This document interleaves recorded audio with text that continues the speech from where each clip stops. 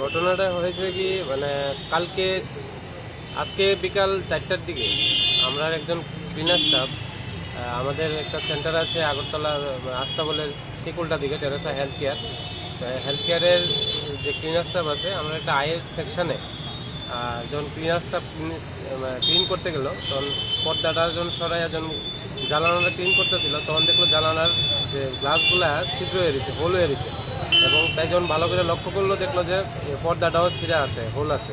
সেই সকালে তখন তাই একটু যদি বাকি সবাই স্টাফরা ডাইকা যখন আনছে ঘরের ভিতরে আমরা একটা বুলেট পাওয়া গেছে ছোট। তো ওইটা ব্যাপারটা নিয়ে আমরা খুব আতঙ্কে আসছিলাম।